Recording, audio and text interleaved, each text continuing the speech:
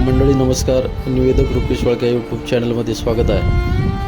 हे पाहू शकता संतोष शेठ मांडेकर सरपंच यांचा भारत केसरी हिंद केसरी स्वर्गवासी हरण्या बैलाची समाधी आहे. या दृश्यामध्ये पाहू शकता हरण्यानंदीचा आज दशकऱ्या विधी आहे आणि दशकऱ्या विधीच्या निमित्ताने जसे की माणूस गेल्यानंतर आपण सर्वजण मुंडन करतो, हिंदू धर्मशास्त्रानुसार पिंडदानाची विधी आहेत ती या ठिकाणी आज संतोष शेठ मांडेकर यांच्या गोठ्यावर होत आहेत.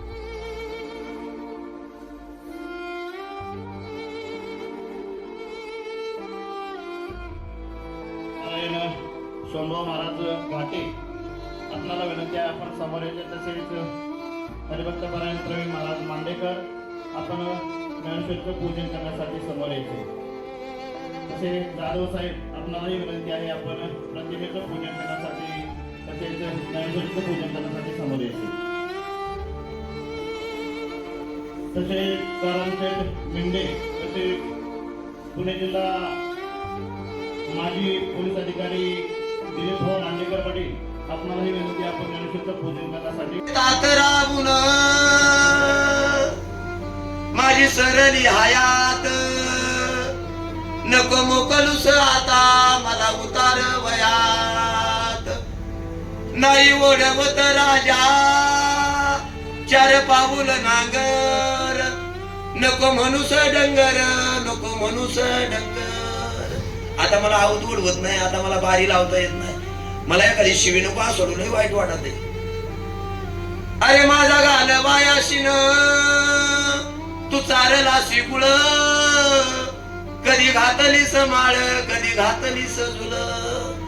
बैल पोळा आला तर मला पुरणपोळी घालायचा, माझा शिनबा घालायचा, पण आता मला उतार वय झाला, आता उकलू नको.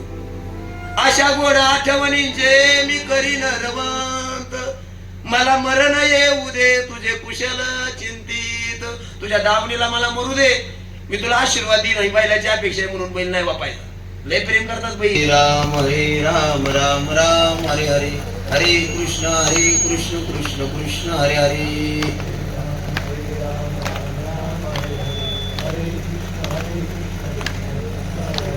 हरे राम राम राम हरे हरे हरे कृष्ण कृष्ण कृष्ण हरे हरे. तोही बंद करा. आणि आपल्या घरातील एक व्यक्ती सदस्यच गेला, या व्यक्तीप्रमाणे या परिवाराच्या वाट्याला आलेलं दुःख ते सांत्वन करण्यासाठी आणि हरण्या बैलाचा आशीर्वाद आपल्या पुन्हा परिवाराला असावा या अनुषंगाने या परिवारानं पिंडदान विधी मोठ्या प्रमाणात साजरा करण्याचं ठरवलं. आणि खऱ्या अर्थाने या पिंडदान विधीला फार मोठ्या संख्येने गाडा मालकांची उपस्थिती आहे. या हरण्या बैलाबद्दल बोलायचं म्हटलं, त्याने केलेल्या आपल्या कारकिर्दीमध्ये या परिवाराच्या नावाची उंची जी पोचवली ती महाराष्ट्राच्या बाहेर पोचवलेली आहे.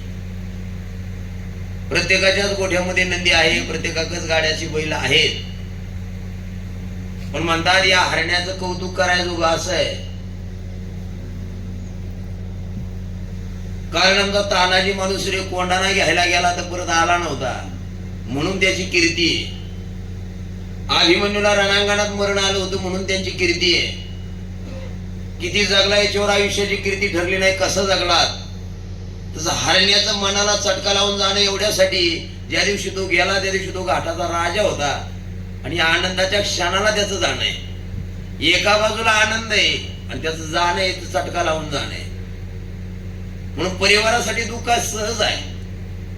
बैल प्रत्येकाच्या गोठ्यात येताना अनेक होतील नाही असं नाही, पण त्याच्याकडे जे कौशल्य होतं तो चारही खांदाला पळत होता. आपल्या सगळ्याकडे बैल असतील पण कधी कधी खांद बदलला तर चालत नाही. तो छकडीलाही तितकाच चालत होता, तो चार बैलीतही चालत होता, चावरीलाही चालत होता, जोपटालाही लागत होता. धर्मवीर संभाजीराजानं आपल्या 32 वर्षाच्या कारकिर्दीत 120 लढाया केल्या. ऐका, धर्मवीर संभाजीराजानं आपल्या 32 वर्षाच्या कारकिर्दीत 120 लढाया केल्या, पण आमचा धर्मवीर संभाजीराजा या काही लढाईमध्ये पराजय झाला नाही. तसा आमचा हरण्या नावाचा बैल कोणत्याही घाटात जाऊ द्या तो पहिल्या 5 मध्ये लागल्याशिवाय राहिला. त्याने या परिवारासाठी जीवाचं रान केलं. तो थारचा मालकरी आहे. त्याने JCBचा मान मिळवला, त्याने ट्रॅक्टर मिळवला, त्याने बुलेट मिळवली, त्याने अनेक गाड्या मिळवल्या आणि घरात ठेवायला जागा नाही एवढ्या ट्रॉफ्या मिळवल्या. ही त्याची श्रीमंती आहे. ज्या दिवशी तो या घराण्यात आला असेल, पहिलाच मला वाटतं तो 9 कुंभरे त्या घाटाचा राजा झाला होता. इतकं प्रेम या परिवारानं त्याला दिलं आणि त्यानं सुद्धा या परिवारासाठी काय काय केलं असेल. आज 15 बैल आहेत त्यांच्या गोट्यात. मंडळी, ज्या वेळेला मालक प्राण्यावर प्रेम करतो ना, त्याच वेळेला प्राणी त्याच्यावर सुद्धा प्रेम करतो. कधी ध्यानात ठेवा. आज मांडेकर परिवाराचं नाव महाराष्ट्रात नाही तर महाराष्ट्राच्या बाहेर आहे. किती पैसा आहे त्याच्यामुळं नाही. तुमच्याकडे किती श्रीमंती ती पैशावर मोजली जात नाही. जगातली श्रीमंती मोजली जाते पशुधिकांवर. शास्त्र असं सांगतं, ज्याच्या अंगणात ती तुळस हिरवीगार आहे, ज्याच्या अंगणात ती तुळस हिरवीगार आहे, ज्याच्या गोठ्यात गाई म्हशी बैल भरलेली आहे, ज्याच्या दारात रोज पाहुण्याच्या चपल्याचा ढिगार पडलेला आहे, तो माणूस जगातला 1 नंबरचा श्रीमंत आहे. आज मांडेकर परिवारातला गोठा जर पाहिला, गाडा मालक आपण सगळेच आहेत. कोणाकडे 4 आहेत, कोणाकडे 6 आहेत, पण आज 15-20 बैल लावणीला आहे. मी तर म्हणतो, माऊली नंतर समाधी नाही, तुकोबारानंतर वैकुंठ गमन नाही, छत्रपती नंतर शिवाजी राजा नाही, बघा शिवरायानंतर छत्रपती नाही, रावणानंतर श्रीमंती नाही, कर्णासारखा औदार्य नाही, आणि हरण्यानंतर मांडेकरांच्या परिवारात गोठ्यात हरण्या इतका देखना बैल नाही. काय कमवलं या हरण्यानं? तर मांडेकर परिवाराचं नाव कमवलं. ही श्रीमंती आहे. पैशानं नाव होईल असं नाही. घरात एखादा पैलवान झाला तर त्या गावाची उंची वाढवतो. घरात एखादा गोठ्यात बैल आला तर तो बैल आपलं नाव महाराष्ट्राच्या बाहेर नेतो. या हरण्याचं कौतुक मी एवढ्यासाठी करेल. आपण सगळेच गाडा मालक आहेत. माझ्यापेक्षा तुम्हाला गाड्यातली चांगली माहिती आहे. पण मंडळी, अनेक बैल त्या बैलाचं जोकड करायला, सावड करायला फार दिवस लागतात आणि झालं तर 200-400 जणांशी होतं. पण हरण्या नावाचा बैल तो एका बरोबर नाही ना पळाला.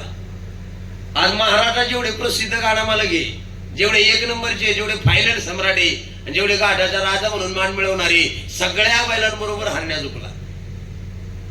महाराष्ट्रात सप्तहिंद केसरी होऊन गेला जवळकरांचा मान्या.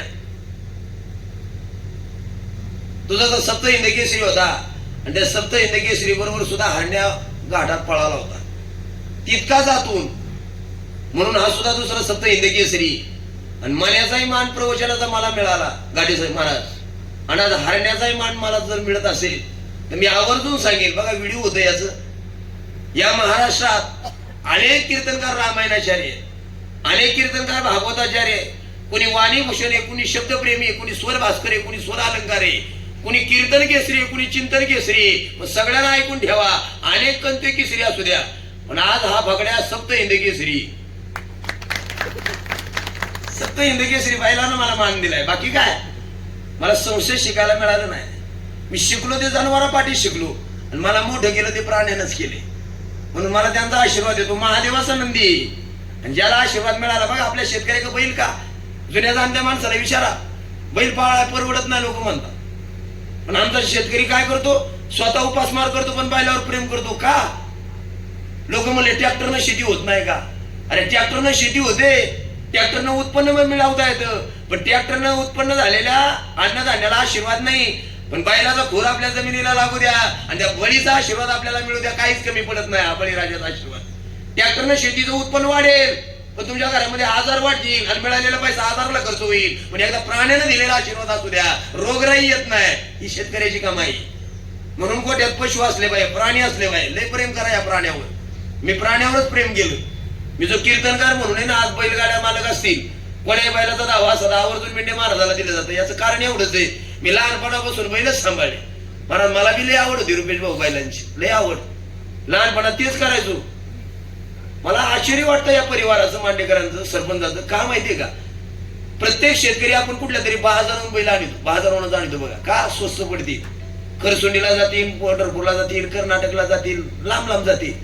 पण मांडेकर परिवाराच्या दावणी जेवढे बैल आहेत ना, ते सगळे गाडीतून घेतलेले बैल आहेत, व्यापाऱ्याकडून. बरोबर आहे का? तुम्ही हा नाही तर म्हणा ना पटापट. व्यापाऱ्याकडून घेतलेले बैल आहेत. का घेतले माहितीये का? त्यांचा भरोसा आहे कशावर? स्वतःच्या नजरेवर. पारक म्हणतात ते त्यांच्याकडे शिका. आज कोणी सगळे बैल म्हैसुऱ्या जातीचे. एक विशेष वाटलं मला. हा, वरून बैल मळकीत आणि मालक बी मळकाय, पण ते जळकं नाही. बाकी ऐकतात तुम्ही, माणसाने मळका नक्की असावं, पण गाडी मालकाने कधी जळकं नसावं. आठवलं तर तुम्हाला जाता जाता सांगून जाईल. हा, ज्याला वाटतं ना आपली बारी घाटात लागावी, पहिल्यात लागावी, ती आतून यावी, त्याने आपलं मन लय मोकळं ठेवायला लागेल. पहिली गोष्ट पहिलं, हा, वारकरी संप्रदायात जसं कृतीला महत्व नाही, वृत्तीला महत्व आहे, तसं बैलगाडा क्षेत्रामध्ये सुद्धा तुमच्या कृतीला महत्व नाही, तुमच्या वृत्तीला महत्व आहे. कृती म्हणजे काय? तुम्ही काय करता हे महत्वाचं नाही, तुम्ही अंतःकरणात काय चिंतन करता. हा, ज्या वेळेला दुसऱ्याची बारी लागल्यानंतर टाळी वाजवायची कृती होते ना, त्याची वृत्ती निर्मळ आहे. जुन्या काळातली लोक अशी होती, जुन्या काळातली बारीक पहिल्यात लागू द्या, नाही तर नंबरात न लागू द्या, फक्त निशाणापर्यंत पोचली तरी उड्या मारित होती. बरोबर आहे का? त्यांना लय समाधान होतं. आता पॉइंटवर खेळ आलाय, मिलीवर खेळ आलाय. महाराज जे सेकंदार होतं ना, ते लय चांगलं होतं माझ्या मनाने. तुमचं कसं म्हणणं आहे? पॉइंटवर जेवढा खेळ आला ना, तेवढा प्राण्यांचा छळ बी व्हायला लागलाय. तुम्हाला माझं वाक्य वाईट वाटेल, पण आपलं नाव व्हावं यासाठी आपण त्या बैलांना काय काय करतो, फक्त आपलं परीक्षण करा. मी कोणाबद्दल बोलतोय असं नाही. आणि काही प्रामाणिक आहे, काही बैलाला कधीच सलाईन लावत नाही. त्याच्यात स्वतः ताकदी जेवढे बळे आपण खाऊ घातलाय, चारा पाणी खुराक ना, त्या ताकदीवर तो आपलं नाव करणार आहे. हा भरोसा त्यांच्यावर आहे, त्यांना मी धन्यवाद देईल. वा, आणि तसंच केलं पाहिजे. नाही तर आपल्या नावासाठी उग प्राण्यांना काहीतरी करायचं आणि त्यांचा छळ करून आपलं नाव करायचं करत असाल तर ते अगदी चुकीचं आहे. मला मी तळमळीनं सांगतोय, कधी पण ना प्रामाणिक मन मोकळं असलं पाहिजे. तुमचं मन मोकळं असेल ना, तर बैल सुद्धा आपली बारी लावणार म्हणजे लावणार, पण मोकळं असलं पाहिजे. आपल्या कृतीत बदल करा, वृत्तीत बदल करा, कृतीत नाही. कृती सगळे चांगले करतो, सगळेच बघा एकमेकाची बारी झोपायला मावत नाही एवढी पोरं असतात. झोपायला सगळेच येतात, पण सगळ्यांनाच आपली बारी व्हावी असं वाटत का? असं वाटत का? तुम्ही आपण सगळे गाडा मालक आहे ना, काय ना संध्याकाळी झोप लागत नाही का माहितीये का? आपली बारी झाली म्हणून नाही.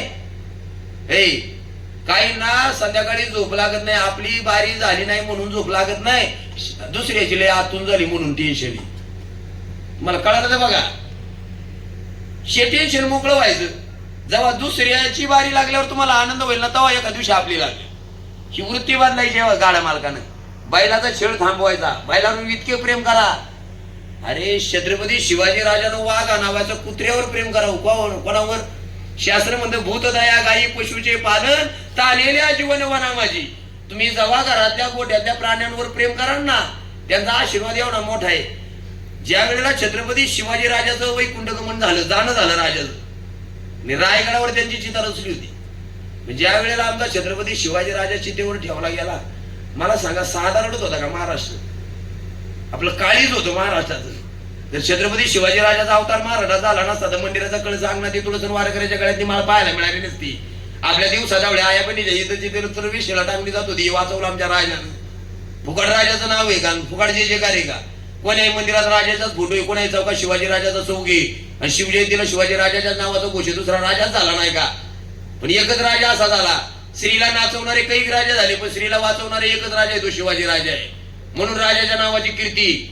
ज्या वेळेला असा राजा गेला होता तेव्हा आमच्या आया बहिणी ना, लेकर बाळ शेतकरी सुद्धा रडत होता. सगळे रडून मोकळे झाले. आणि छत्रपती शिवाजी राजाने जीव लावलेला वाघ या नावाचा कुत्रा होता, तो प्राणी होता, मुका होता. सगळे रडत होते, पण कुत्र्याला काय रडता येतो?